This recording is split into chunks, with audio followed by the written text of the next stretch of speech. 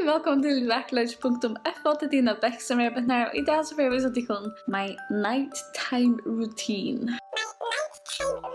Mina kvöld-rutinu, eller? Det som jag gör för att sova. Så ja, skyltar vi. Jag finns med en kopp av mjölk som jag får köra i mikroovnen och så får jag köra chai te i. Så dina hejhotla en dräckamon och jag också synder sådana lösning en mor kanelsnäcklar till långt efter det. Det var yoghurt, Hetta släge. Så jag vill göra mitt chai te. Så får jag äta det. Jag plejer få man dräckamon 18 nottra och allt vi att önskar in i kväll så får jag bara sätta mig och läsa biblarna här uppe i kursen. Annars plejer jag personligen att läsa biblarna för att sova så plejer jag med Klara och allt det där. Så plejer jag att läsa biblarna till jag lite sönsna ska babbla med. Men jag också kvitt läsa biblarna nu till jag önskar när det är. Men det var också jävla till jag har SND och fly är jävligt. Och det som jag läser på nu till är Isaias. Och jag kom till kapitel 13. Så läser jag som biblarna och brukar jag så läsa jag alla kanske det hörs om mamma av min podcast, podcast. Det är min läs jag alla och hon är välbrukt. Jag har faktiskt att jag kommer mer än halvvägs till biblarna, det kan man gå säga. Det är nog så spännande och det är otroligt motiverande för mig. Jag har så läst jag alla när jag har med sin VAKURLEIKI.FO. Så jag kan lägga länk i som vet om till så läser jag alla så kan du få där och printa det ut själv vi brukar det. Det är otroligt goer och det har så att tar man läser en kapitel så kan man trycka ut. Och det är alltid jag läser en kapitel om du läser en vers eller en halvan eller kan skriva men så där jag kommer till kapitlen så skriver jag på här. Och annars så sätter jag markerar bara utan prick. Hvis ni ikke kommer til alle kapitler.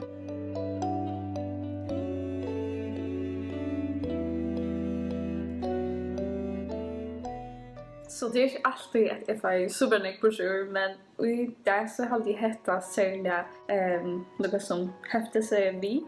Til det er i stille og alle skal styrke til hva være. Men det vil det ikke. Så det er ikke sånn at bibelstudier som jeg gjør med lesbergjaknon og det som jeg får brosjur. Att Herren säger vi ursel att vi stilla och alla ska styrka det här så att de skulle vara frälst eller bjärka under förtjundom. Och i stilla faktiskt, vi tycker att det är fredlig och i alla det god. Och det som jag kan tacka om, det som är tydligt att det här var ett verset och i 4 Petrus 3 och det är Paulus som tar sig vid kvanner. Och så här kunde vinna sina män och i sina hjärtfär 8 år. Jag också med det att här visar sin vittnesbord, bestittle och alla det god. Till kände samlas till kvanner. Vi är till egna man undergivna för att ända tar och inte vill akta året. Kunde vara under 8 år vid hjärtfär kvanner sina. Tar det skjutsa röjna hjärtbutikkare vi ötta. Predikar vi inte utvartes, flattor av godstas eller kläge. Men dolda människor hjärstans vin och spärk för att stittla andan. Oförgångsna pris med god äckliga dörrabars. Så är det i ösningarna höjliga kunde form för att se. Det här är köttet vid ondsynande god och var sin egen mån ondkänner. Och jag hade att det här är gosse stittla och allida god är proje och gosse stittla och allida god är en styrke. Så jag hade också därför att det här är en styrke för män att det är stittla och ha allida god. Och för att hon kan göra det här proje. Att det är stittla och ha allida god. Hur är det gott vers? Det är säl ur tej i boje tror jag. Alltså säl ur tej som boje efter goda.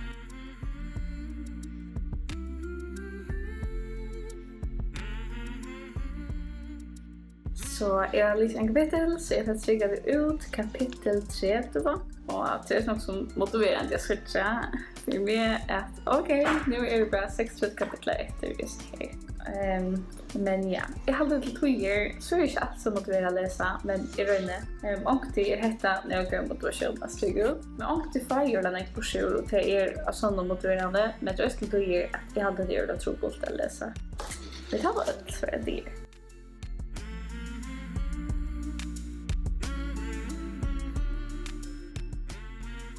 annars som jag hade som jag följde man röstar sig inte bättre det är en bönebok och det här är en verser jag följer det här i mitt anna det som röjning eller som reser nummer 4 att hitta checkna så börsna och be några bönder som stadigt så börsna till att jag följer som att det är inte alls så att bia det är inte alls så att ora med så att jag skriver några bönder i hjälper mig så väl att sätta ord av någonting.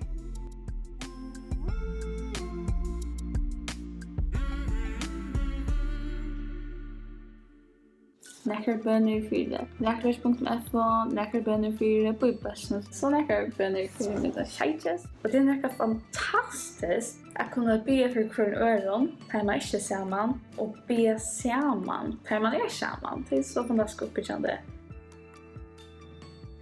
Det vers bare som jeg aldri går å bia. Til denne sentret at jeg elsker herren, til han har rødt mine og bønner mine, ja, han har brukt øret til mine, alle tog mine og akkurat i han. Satt i nekkar bønner. Og så er det nekkar takkabønner, så det er akkurat ting. Jeg kjenner med andre kaffe, takk for kaffe, hus og hjem, familie, ungdomsmøte, møte, ung, tacos, ta dem bra. Og så har jeg några mynter. Jag ser romantiska mynter, så är det.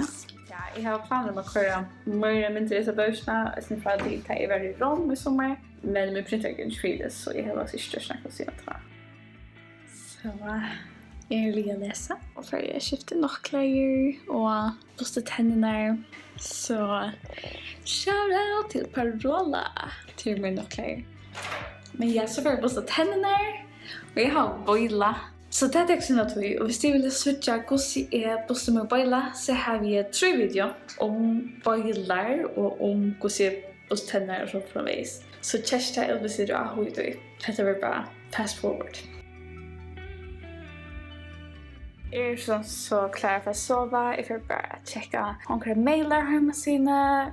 Och också är samman med vakurleiki.fo. Och kanske läsa sin där, läsa kassa börsna. Jag får bruka någon snack till tilltag som vi får köpa för det. Så stryker jag som videon så tilltagslång värre till den läta som är 5 oktober som heter Girls Night. Eller vakurleiki-kvöld. Så läser jag börsna, eller så för morgon så väl. Så jag vill tänka några ting ur. Några huskor som man känner vid och tankar. Och så sen det gör det till mitt egna. Och det gör ju vanligt. Det är i 4 video och podcast. Jag hade checkat mitt podcast ut till prata podcast. Lägger det via SoundCloud eller YouTube eller Facebook. Och på nu så fyrer jag syndra talene till ta och några huskott. Jag nämnde halva 4 kväll till några rätter som kommer skriva 4. Det är fantastiskt och jag är så tacksam att ha det här. Jag är så tacksam till att det kommer nu över 100 rätter så det är större än jag kunde göra med det här.